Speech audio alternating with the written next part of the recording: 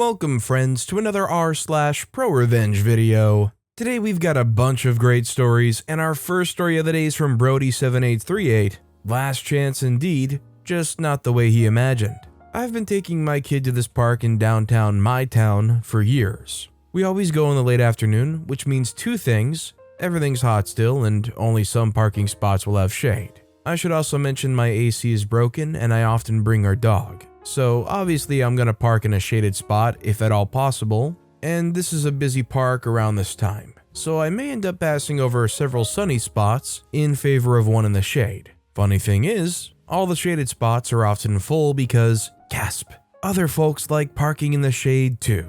Thankfully, no matter how busy it is, there's usually one curb spot that's close and partially shaded, so I often park there. It's a fully marked spot on the public roadway, but it is in front of a house that faces the park. Well, a couple of weeks ago, I started finding notes on my window claiming the spot's private for that house, and people can't park there. I knew that spot was public, but emailed the city anyways to verify, and they confirmed it was public right of way and public parking, not reserved for the residents, etc., etc. Fully covered all my bases. So I kept going to the park as per usual, getting a new note every time I parked in that spot. Finally, I got one that read, "Last chance." He had also re-parked his car as close to mine as possible in front, to make it harder to leave, I guess, but in the process also blocked the sidewalk. So I took a picture of the letter and of his car parked on the sidewalk, then left. When I got home, I compiled two emails, one to the city's public works,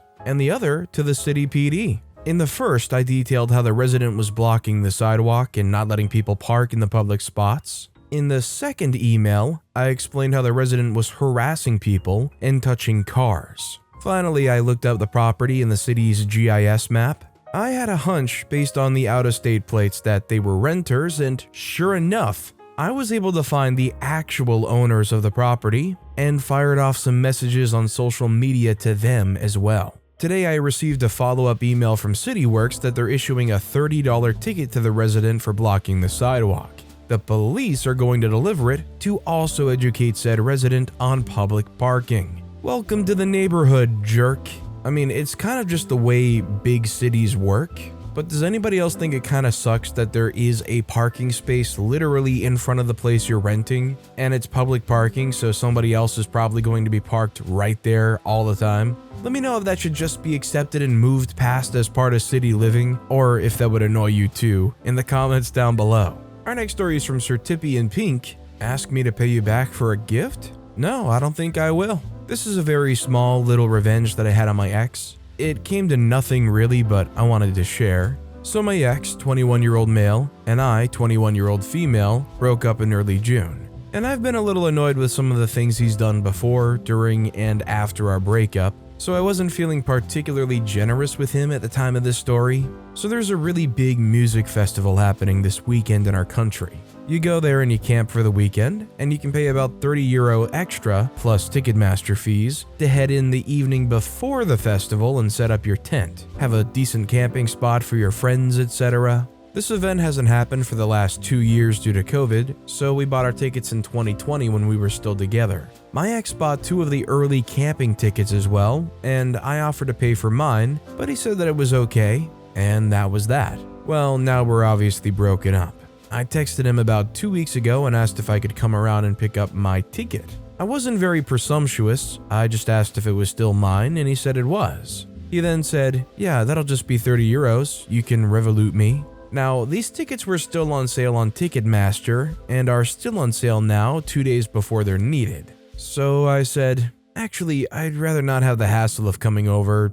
I'll buy mine online." It cost me an extra €3-ish in fees. There is no way he'll be able to sell his now because they're so easy to get online. So he's just out €30 because he annoys me. Best €3 I've ever spent. Future events and plans are always the most awkward thing in a breakup. If anybody out there hasn't experienced it, like having an event in a year or so that you plan on going with your partner, breaking up with them before then, and then that event rolling around, whether you're still planning on going or you canceled, and just knowing how like different everything was a year ago, it's just awkward, and it also can be kind of depressing, not gonna lie. This next story is from Prairie Crab, entitled Parker Gets His. This happened about 10 years ago. My husband and I went to the theater to see a blockbuster movie. It was right at 7 o'clock, so the parking lot was full to bursting. We had to park in another lot and walk. As we approached the theater, we found a very expensive sports car, I've forgotten what,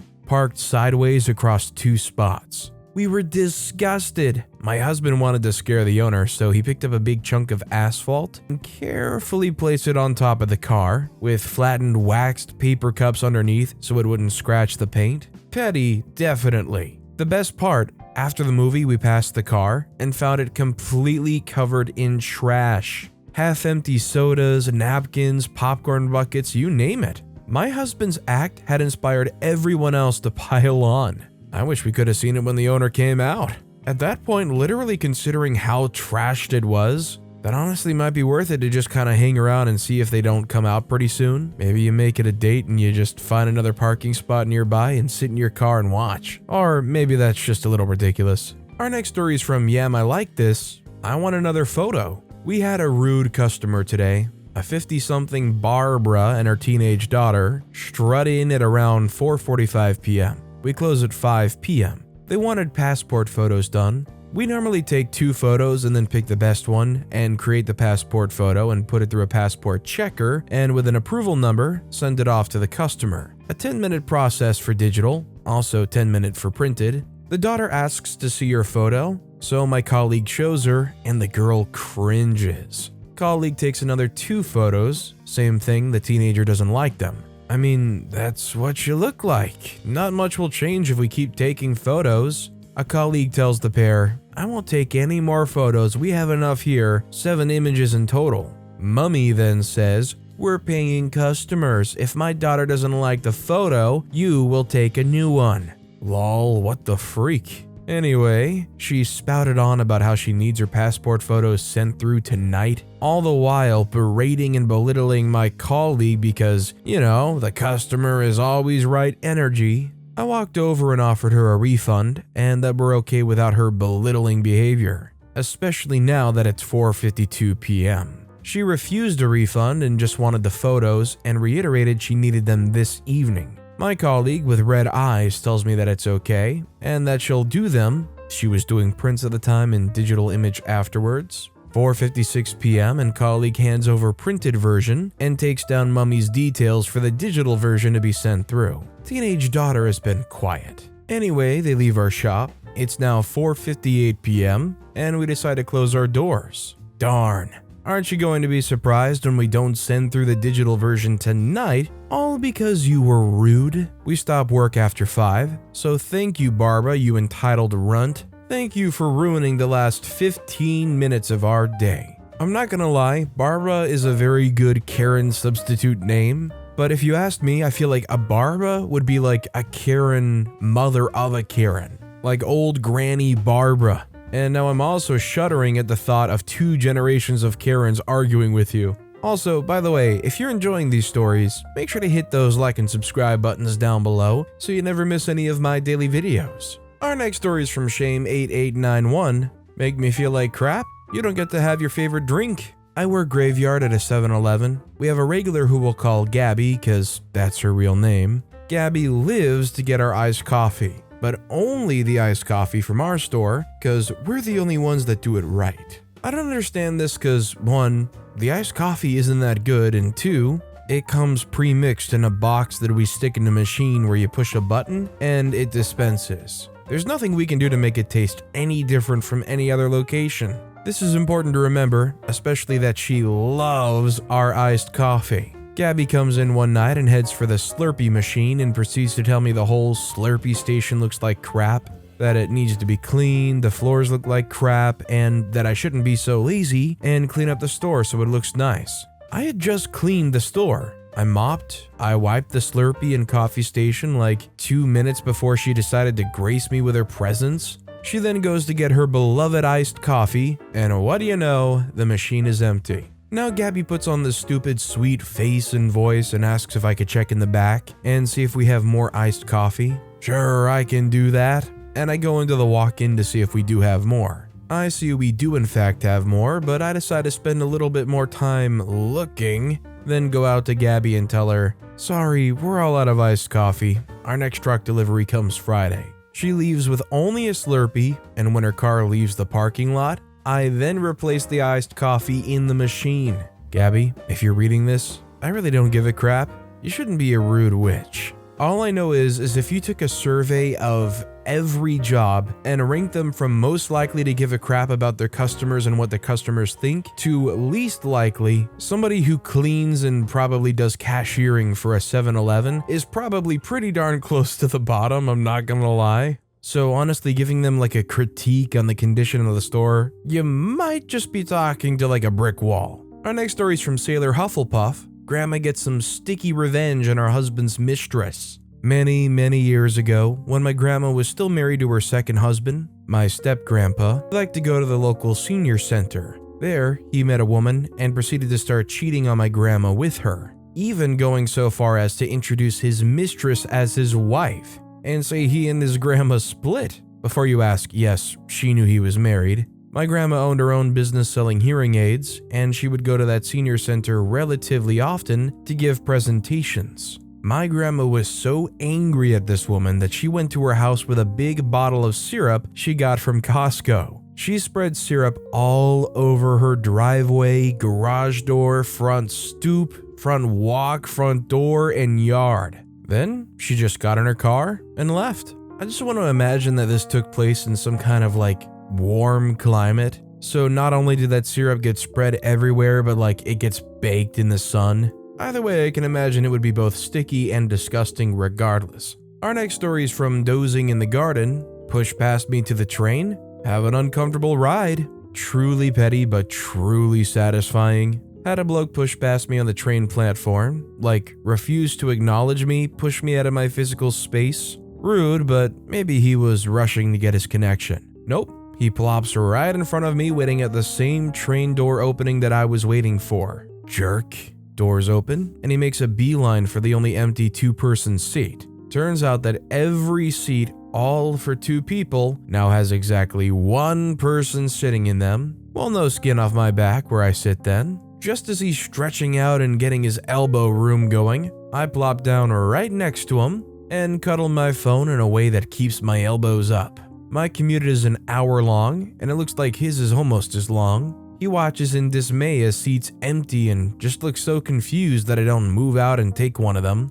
Just to be clear, if he wanted to move, I would have jumped up and let him. Anyway, still a jerk, he didn't even acknowledge me when he left. He flipped the now empty seat in front of us so that he could move without touching me. So I suppose he at least learned that you don't need to ram into people to get to where you're going. If somebody bumps into you and they don't say anything about it, let's say you're in a relatively public space like getting on trains, would you call them out on it out loud, or would you just kind of quietly steam to yourself? I'd like to know what you guys would do in the comments. Our next story is from AnyAd4695. Neighbors won't quiet down? Then I'll just drown out the noise. This was a few years ago when I was in nursing school. I moved into an apartment and learned pretty early on that the walls were thin.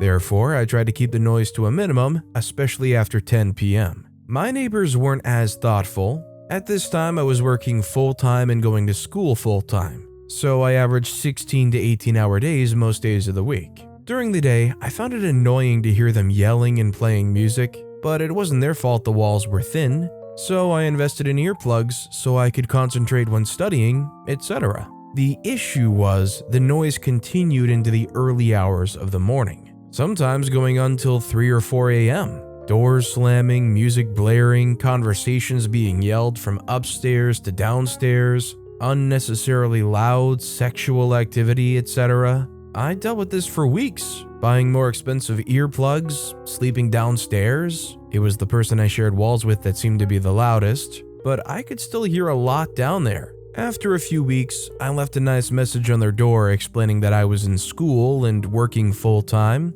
and requested for them to try and keep the noise down after 10 p.m. This was to no avail. I even resorted to banging on the walls when I was desperate enough and filed a noise complaint through the complex. Finally, one night I got home around 11 p.m. after having class and then going to work. While I approached my door, I could hear loud music blaring, and I immediately started crying. Because this was the 4th day in a row I had averaged a 16-hour day, and I had one more to go and knew I wouldn't get any sleep. I stayed up until around 3 a.m. trying to take advantage of the fact that I was up studying, but of course couldn't. That's when I got my petty idea. I had a MacBook with over 3,000 songs. Because, LimeWire. I listened to all kinds of music: rap, R&B, pop, rock, techno, gospel, classical, and some pretty obnoxious crap that I just liked. I woke up around 6 a.m. and synced my Mac to my speaker. I got ready for school, and right before I left, I turned the speaker to full volume and hit shuffle.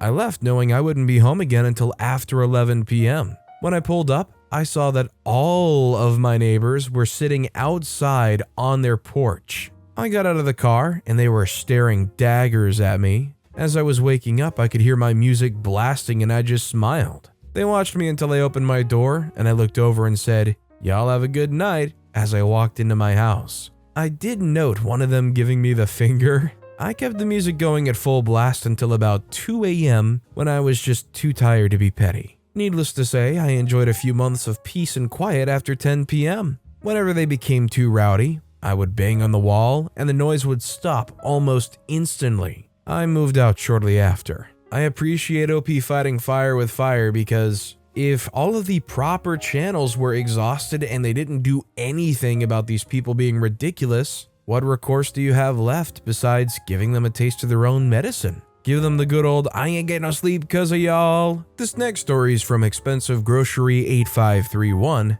I know it's been done before, but I had so much fun doing this myself. So my husband left his phone at the cash register of a big box do-it-yourself home store Saturday. He realized this when he got home. So he returned to the store and the cashier told him, "Yeah, the guy behind him took it." What the actual freak? He comes home and I text his phone offering $50 to have it returned. I get nothing. Sunday night, he receives an email from his carrier that his phone is being reset to factory settings. The kicker is that the dirtbag with his phone had submitted his email somewhere in the process. So we have his email. I spent the rest of the night signing this email up for every annoying newsletter I could think of. He's now receiving daily updates from 3 erectile dysfunction newsletters, a couple of Mormon newsletters, a cross-dresser newsletter, a drag queen newsletter, a neonatal care newsletter. He's now a member of Moms for Liberty and apparently eager to volunteer in every way possible for them. I posted to Facebook what I was doing, and one of my friends asked for the email. I shared it, and she pulled up a subreddit on when someone annoys you, how to sign them up for bulk emails. So he's now receiving over 1,000 emails a day. Hope he enjoys his new phone. Apparently from what OP said, they tried every step you would expect,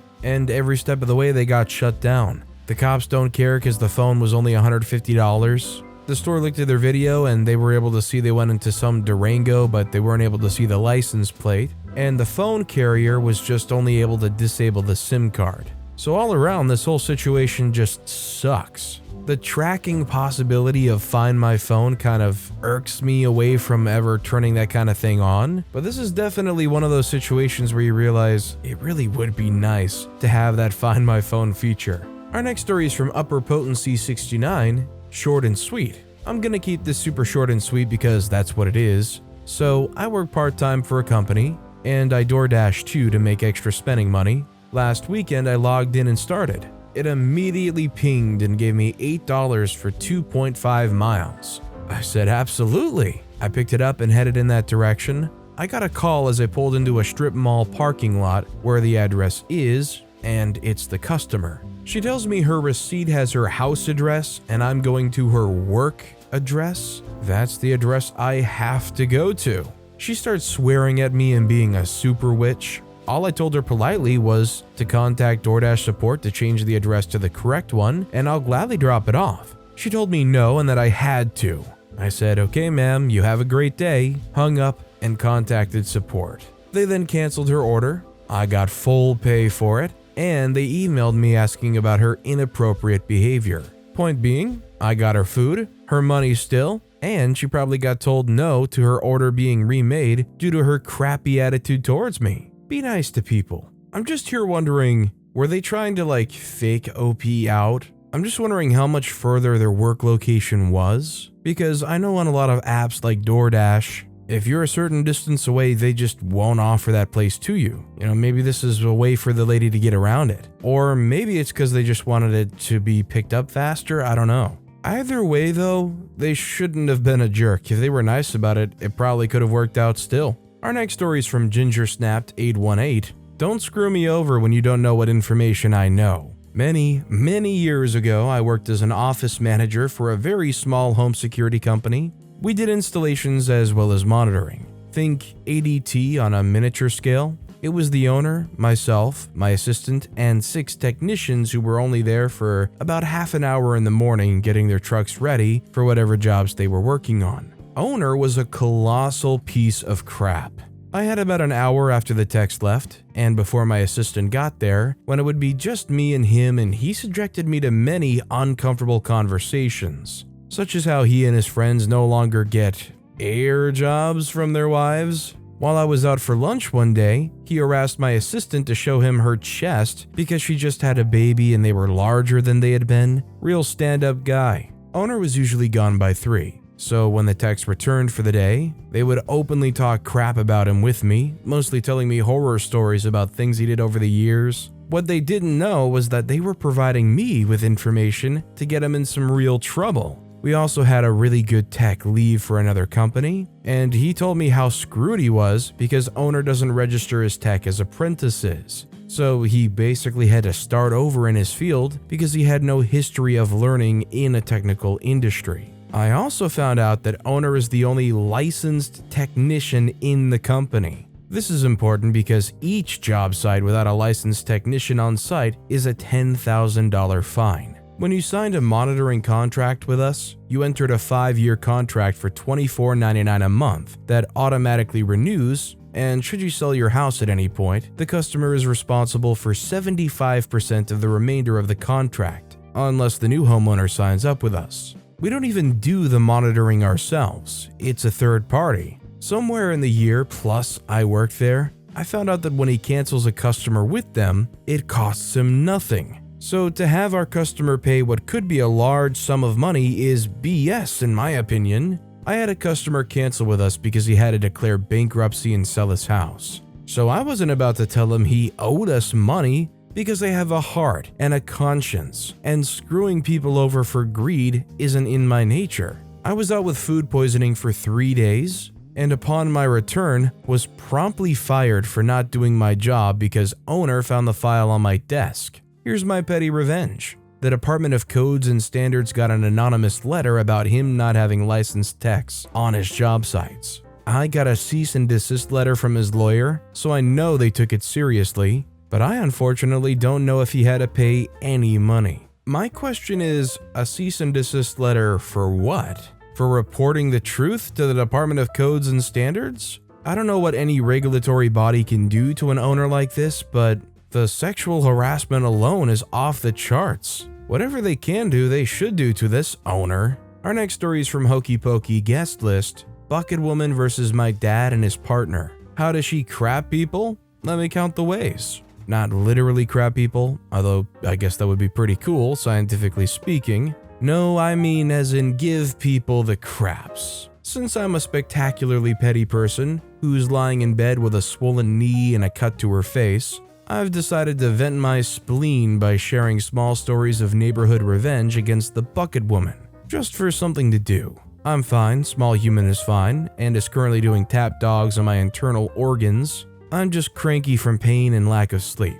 This one happened when I was still in the leg brace. Long story short, my dad borrowed Martin's lawnmower to cut the grass out the back. Well, Hop Along Here couldn't do it. Bucket Woman sees Dad and his partner Jude pull up, and Dad starts to unload the lawnmower from the trailer. Now, Dad and Jude are retired, so I guess you could say their dress code is relaxed pensioner. Plus, Dad was going to mow the lawn, so he wasn't wearing his Sunday best. She approaches Jude and starts speaking slowly to her. "Are you the gardeners?" Jude has a wicked sense of humor and responds in exactly the same tone and speed, "No, we're not the gardeners." You may infer from this that Jude is from a non-European background, and you would be right. Bucket Woman doesn't believe her, or doesn't listen, and starts slowly giving Jude instructions about the work Bucket Woman wants done in my garden, including moving the fence posts and poisoning the grass along the fence. That's right, Bucket Woman was telling people she thought I had hired what work she wanted them to do in my garden, and expecting me to pay for it. Dad cut her off by putting on his ear defenders, noisily revving Martin's mower, then aggressively mowing the nature strip, making her jump out of the way. He also made sure he only cut my part of the nature strip. A lot of the neighbors will mow the whole nature strip because we like to be neighborly. Dad leaving Bucket Woman's part of the nature strip was a giant up yours. Further petty revenge, Dad will only talk to Bucket Woman in his native dialect on the rare occasions they meet. Jude, on the other hand, will only talk to Bucket Woman in the slow, clear, cut glass English she learned at boarding school. So Bucket Woman is not a new character. There's been a few stories with Bucket Woman featured before. My question is, where do they have all this time to bring themselves over to their neighbor's house and involve themselves in the neighbor's business? Like, Bucket Woman must literally do nothing besides watch the neighbor's house and wait for a moment to jump out there for anything. Imagine giving up all the time to try to be creative and fulfill yourself, or I don't know, sleep for a while, and instead focus on whatever's going on at your neighbor's house so you can rush out there and throw yourself into the mix. Our next story is from I'm Not As Punk As You, Micromanage This. So this little bit happened back in my retail days. At the time, I worked at the Big Blue home improvement store here in the States. We had gotten a new manager from Wally World, we'll call him AHMM, Butt Hat Micromanager. He had years of retail experience and zero experience in any form of home improvement, so he seemed to feel he had to make his mark. At this point, I was about 6 years deep with the company, so I definitely had an idea of what I needed to do. Me being a young fella at the time, Micromanager decided he needed to take me under his wing, which essentially meant he decided to completely retrain me from the ground up on a job I already knew how to do, while hovering over my shoulder every minute of it. I don't do well in this kind of environment, and it drove me nuts. So after a few days of this, enter my petty revenge. At the time, we carried brick phones, one for each department. These phones would allow us to tap into the store's intercom system, which Micromanager would use every night for closing to instruct everyone in the store how to close their departments. Something everyone already knew how to do. I had learned early on the code to cancel another person's page through another manager, so every night for about 2 months, each time he tried to do his nightly store-wide Micromanage announcement, I would cancel it. He would then attempt again, and I would cancel it yet again. I did this so many times, he was convinced his phone was defective and got a replacement, only to find it was defective as well. I managed this until the other manager who had taught me how to cancel the pages in the first place caught me. He had to tell me to stop it in between bouts of laughter. Didn't get in trouble though, he was used to my hijinks. Honestly though, when you have to put up and deal with somebody like that, sometimes these hijinks and pranks are just necessary. I mean, imagine knowing a job well and somebody comes in and is like, no, you have to relearn. I know how to do it. No, you have to learn. You need something to break that up. And our final story of the day is from Formal Fist Bump.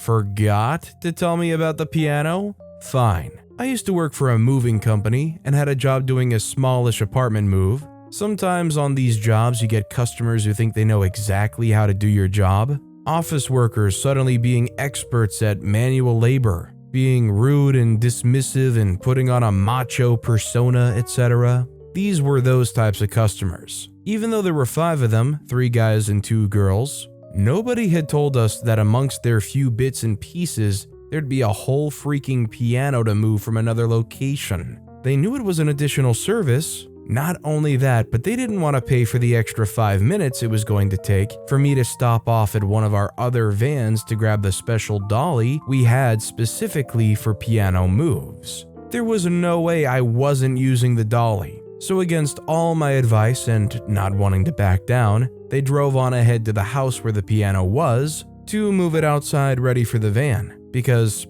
how heavy could it be? On they went while I turned off to get the dolly. It was literally one street away, but I thought I would take an extra few minutes to let them find out exactly how heavy a piano is. This was all on the clock anyway. Sure enough, by the time I got there, 3 lads were in bits, sweaty and red-faced. The piano? They had moved it about 1.5 feet and damaged the floor and the wall in the process. I put down the dolly, got the piano up onto it in a few seconds, strapped it up and wheeled it out the door. They didn't say a word when it came to unloading the piano at the destination. Sometimes when they question the expert, the best thing for the expert to do is allow them to figure out that they made a grave mistake. They should just be thankful that OP wasn't a little bit more spiteful and didn't just wash their hands of the situation and head home. That said, that's all the time we have for today. Now, if you want to hear another absolutely crazy revenge story,